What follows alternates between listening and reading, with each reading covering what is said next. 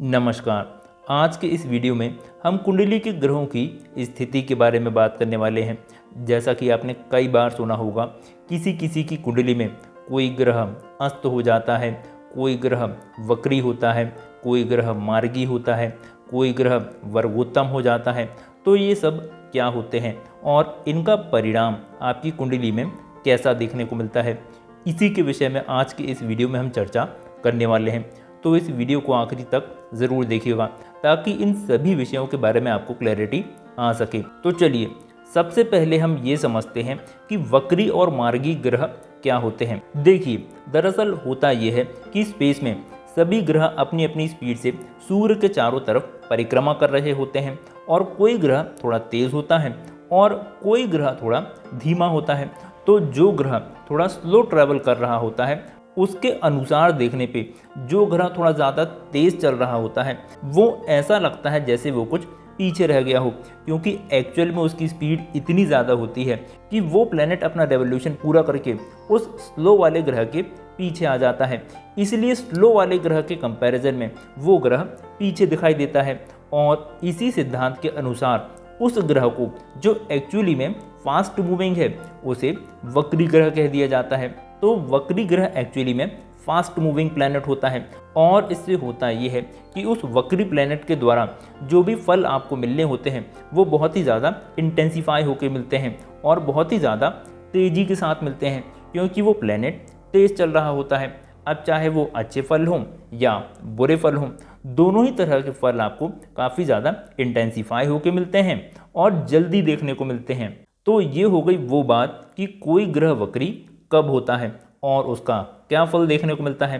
अब देखिए, कुंडली में जो 9 ग्रह हैं उनमें से राहु और केतु हमेशा ही वक्री होते हैं। इसका मतलब ये कि उनकी जो चाल है वो बहुत ही ज़्यादा तेज़ होती है और सूर्य और चंद्रमा ये हमेशा मार्गी रहते हैं। मार्गी का मतलब वक्री का उल्टा। ये हमेशा एक सी स्पीड में ट्रैवल करते हैं, इसीलिए सूर्य और चंद्रमा कभी भी वक्री नहीं होते हैं और राहु और केतु हमेशा ही वक्री होते हैं। इसीलिए ऐसा भी कहा जाता है कि राहु और केतु आपकी कुंडली में कितने ही कमज़ोर दिखाई दें, ये हमेशा स्ट्रॉन्ग ही होते हैं। इसीलिए कभी भी ज़्यादातर राहु और केतु के रत्नों को पहनने की सलाह बिल्कुल भी नहीं दी जाती है, क्योंकि ये ग्रह ऑलरेडी काफ़ी ज़्यादा वक्री होते हैं, जिससे इनकी जो इंटेंसिटी है वो ऑलरेडी काफ़ी ज़्यादा हाई रहती है और इसी के कारण हमें कभी भी राहु और केतु से रिलेटेड रत्नों को नहीं पहनना चाहिए। और सूर्य और चंद्रमा के केस में जस्ट अपोजिट होता है, क्योंकि ये हमेशा मार्गी रहते हैं।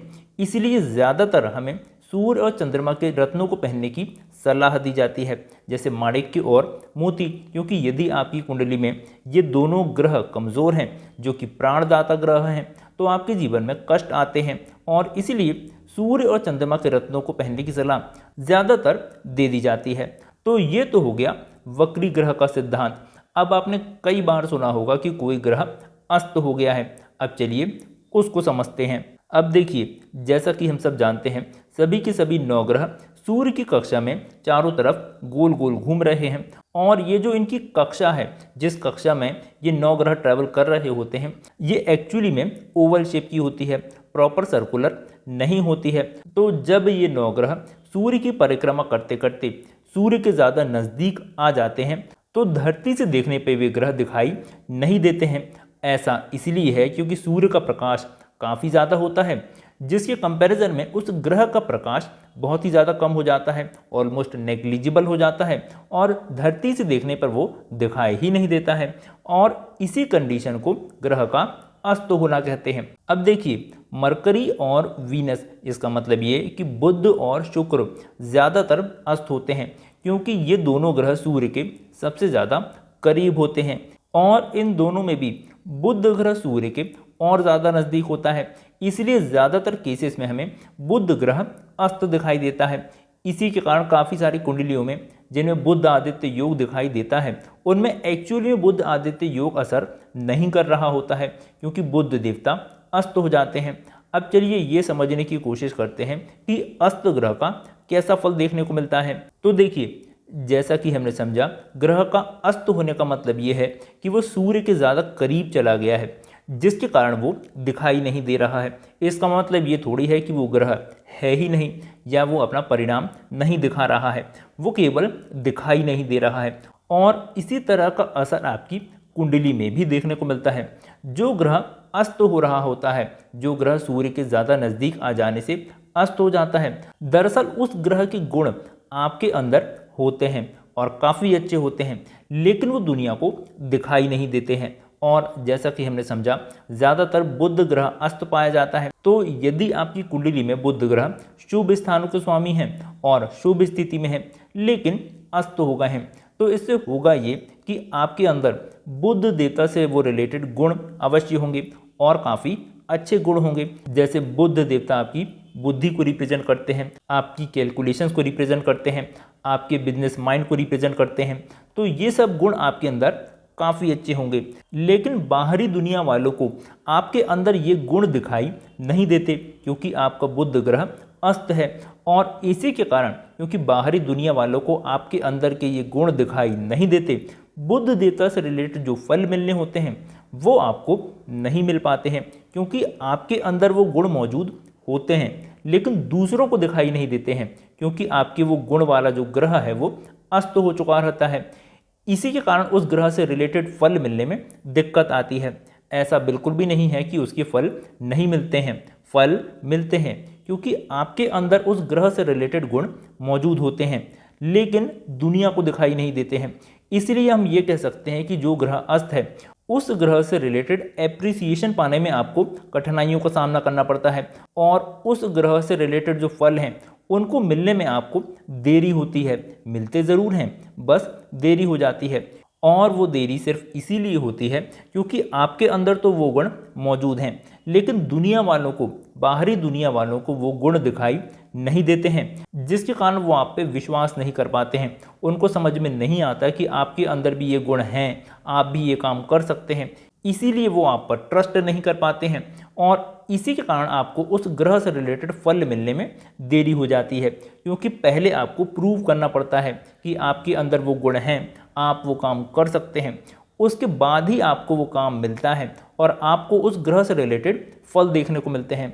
तो इसका मतलब ये बिल्कुल भी नहीं है कि यदि आपकी कुंडली में कोई ग्रह अस्त है तो आपको उसके परिणाम देखने को नहीं मिलेंगे। जी नहीं, आपको उस ग्रह से रिलेटेड परिणाम देखने को ज़रूर मिलेंगे। बस उस परिणाम को पाने के लिए आपका जो संघर्ष है वो थोड़ा ज़्यादा हो जाएगा, क्योंकि वो ग्रह अस्त है और आपके अंदर वो जो गुण है वो दुनिया को दिखाई नहीं दे रहे हैं। केवल इतनी सी बात है।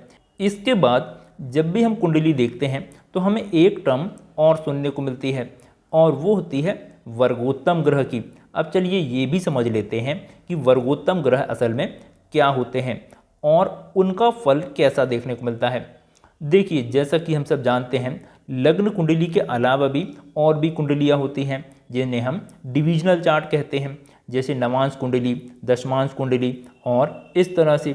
और इन सभी वर्ग कुंडलियों में से भी नवमांश कुंडली को सबसे ज़्यादा महत्व दिया जाता है और वो इसीलिए है क्योंकि जो आपकी लग्न कुंडली है ये आपके कर्म को डिनोट करती है कि आप क्या कर्म करेंगे, और नवमांश कुंडली आपके फल को डिनोट करती है कि आपको उस कर्म का जीवन में कैसा फल देखने को मिलेगा। इसीलिए शास्त्रों में जितना ज़्यादा महत्व लग्न कुंडली को मिला है उतना ही महत्व नवमांश कुंडली को भी मिला है। बाकी डिविजनल चार्ट्स को कम महत्व देखने को मिलता है। इसीलिए जब हम किसी भी ग्रहों की शुभता की बात करते हैं तो जो ग्रह लग्न कुंडली और नवांश कुंडली दोनों ही कुंडलियों में एक ही राशि में मौजूद होता है तो उसे हम वर्गोत्तम ग्रह कह देते हैं। और वर्गोत्तम ग्रह हमेशा ही बहुत ही ज़्यादा शुभ फल देने वाला होता है, चाहे वो किसी भी भाव में बैठा हो। उदाहरण के लिए यदि हम मान लें कि किसी की कुंडली में मंगल देवता लग्न कुंडली में मेष राशि में स्थित हैं और यदि मंगल देवता नवमांश कुंडली में भी मेष राशि में ही स्थित हो जाएंगे, चाहे वो किसी भी भाव में हो, तो ऐसी स्थिति में हम ये कह सकते हैं कि मंगल देवता वर्गोत्तम हैं। और आप जब चार्ट देखेंगे एप्लीकेशंस के माध्यम से तो जो भी वर्गोत्तम ग्रह होता है उसके ऊपर एक छोटा सा स्क्वायर बना हुआ होता है जो कि वर्गोत्तम का निशान होता है। इसी तरह से यदि मान लीजिए आपकी कुंडली में बृहस्पति देवता कर्क राशि में स्थित हैं और यदि मान लीजिए नवमांश कुंडली में भी बृहस्पति देवता कर्क राशि में ही स्थित हैं तो बृहस्पति देवता वर्गोत्तम हो जाएंगे। इसका मतलब ये है कि उनका जो शुभ फल है वो बहुत ही ज़्यादा अच्छा हो जाएगा, उसमें वृद्धि हो जाएगी और बृहस्पति देवता के द्वारा जो भी अशुभ फल मिल सकते थे वो खत्म हो जाएंगे और बृहस्पति देवता हमेशा शुभ फल प्रदायी हो जाएंगे। इसी तरह से यदि मान लीजिए कोई ग्रह आपकी लग्न कुंडली में 6वें, 8वें या 12वें भाव में बैठा हुआ है जो कि त्रिक भाव कहलाते हैं, जो कि अशुभ फल प्रदान करने वाले हो जाते हैं, लेकिन यहाँ पर बैठे ग्रह नवमांश कुंडली में भी उसी राशि में बैठ जाते हैं। देखिए भाव की बात नहीं हो रही है, राशियों की बात हो रही है।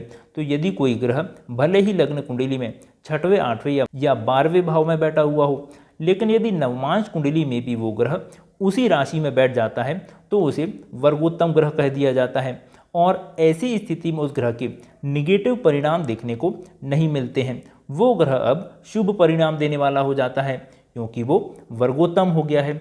और देखिए जैसा कि इसके नाम से ही समझ में आ रहा है, वर्गोत्तम मतलब वर्गों में उत्तम, और ऐसा ग्रह हमेशा शुभ परिणाम देने वाला हो जाता है। और इस तरह से आप अपनी कुंडली के वक्री अस्त और वर्गोत्तम ग्रह के फलों को जान सकते हैं। तो चलिए आज के इस वीडियो में इतना ही। यदि आपको आज का ये वीडियो पसंद आया हो तो इस वीडियो को लाइक और शेयर ज़रूर कीजिएगा, साथ ही साथ इस चैनल को सब्सक्राइब भी ज़रूर कर लीजिएगा। तो चलिए आज के इस वीडियो में इतना ही। धन्यवाद।